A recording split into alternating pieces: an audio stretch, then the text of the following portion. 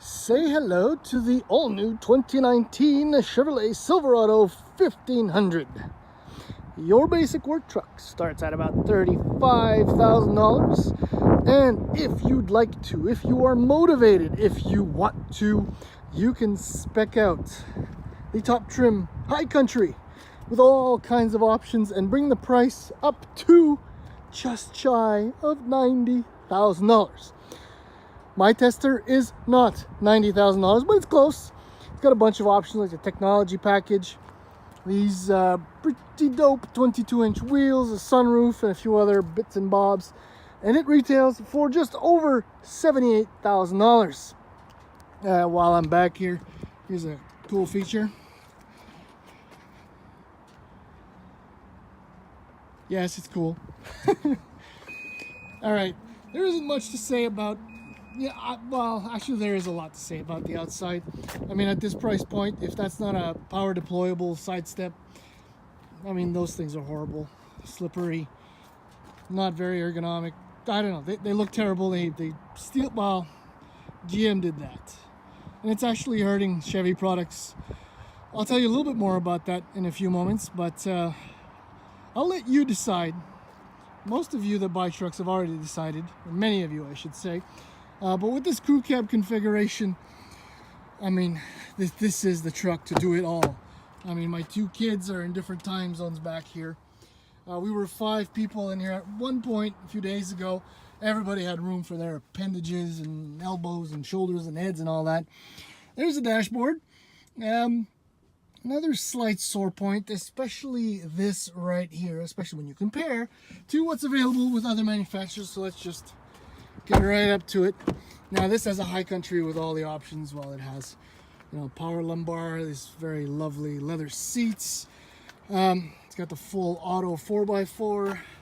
You got a Bose audio system. Let's start her up. So that's an 8-inch screen. I mean, the interaction, the way all the menus work is actually quite good. It's efficient. You know, the setup is good. Everything. The room, lots of stuff, lots of storage, I should say. But here's a little piece, okay? My father, not that you care, helps me with my press cars every week. And he was in the Ram a few months ago, and as soon as he stepped into this truck, he was like, what is going on here? Why this cheap plastic? Why this finicky stuff? Why all of that? And it's absolutely quite obvious. And everyone is complaining, all the reviews that I've read and videos that I've seen about the layout. I mean, the ergonomics are good, generally speaking, but it doesn't look special. It doesn't look like we're in an $80,000 truck. The gauges, though, are very clear. These are your usual, typical GM gauges, which I absolutely love. Heads-up display is part of this package with this truck. One thing is weird, though. The driving position is not that great. Is manual tilt telescoping steering wheel, but it doesn't have power pedals. I don't know. Something happened there. Do like this. Love the wireless charging. I mean, it's all very functional. It all works. It looks how it looks. If you can deal with it, yes, I know. I mean, in the dark with the LEDs on, it actually kind of looks okay, but that's not the main issue. Let's go for a spin and I'll try and explain what I'm trying.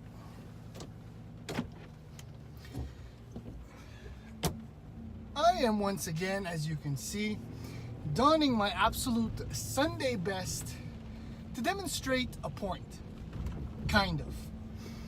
You see, there are still millions of guys and gals that dress like this on a regular basis, that drive these full-size pickups, right?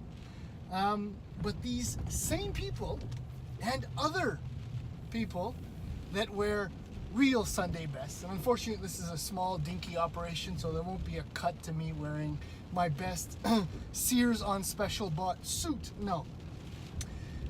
That drive these trucks because they actually are the one tool to do everything, to work, to tow, to play, to soccer practice, to grandpa and grandmas, all of that. The thing with these full-size pickups now is that they have to act like oversized luxury cars. All of them, without exception. See, all of them can do the hard jobs. All of them can work. I mean, this Silverado can tow about 10,000 pounds without even batting an eyelash, an eyelid, an eyelash, whatever. I mean, the Ford can do the same. The Ram can do the same as well. Heck, even like a GMC Canyon can tow almost 8,000 pounds. They could all haul all kinds of stuff in the bed.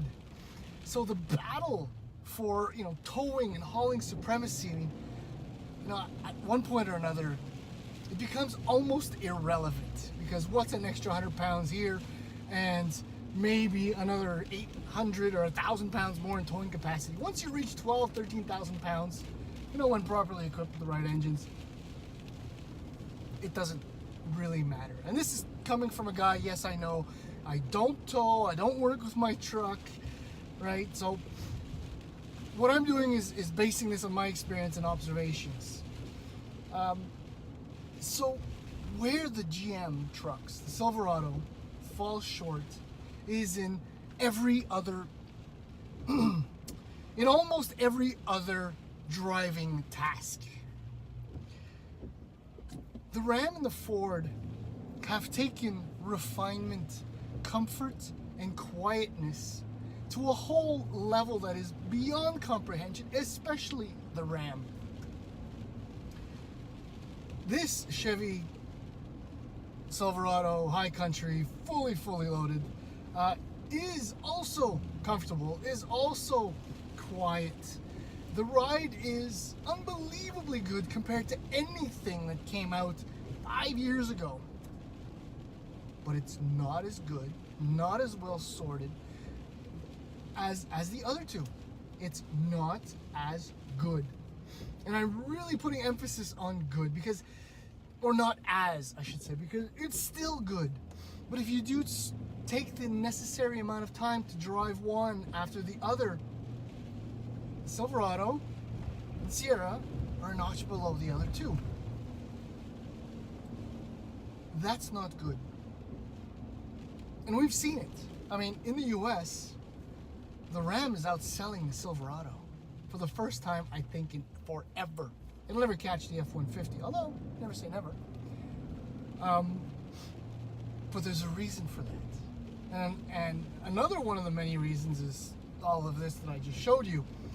But as far as powertrain is concerned, I mean, GM's got nothing to worry about. There are so many options, 5 engine options for this.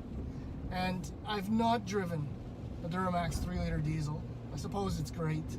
But obviously the gem is the 6.2. It is incredibly powerful. I mean, it generates the exact same amount of torque as the turbo diesel at higher RPM, so 460 pound-feet as of 4,100 RPM. So yeah, it's higher up, but this thing puts out 420 horsepower and made it to this 10-speed automatic transmission. Shoot, this is like the Smoke Show King, or I'm pretty sure it could be drifted without trying too hard. So yes, right, the powertrain, highlight, absolute. The ride is good, but not good enough. The capacities, capabilities, versatility, and all of that, it's all there, but it's not good enough. This segment is so highly competitive. GM knows this. Ram and Ford also know this. And Toyota and Nissan are trying to figure out what they're going to do next. Although Toyota, I have high hopes for the next Tundra and Tacoma. Bottom line, this is obviously an incredibly good truck. It's not as good as it should be. It's not as quiet, not as refined. And that's unfortunate.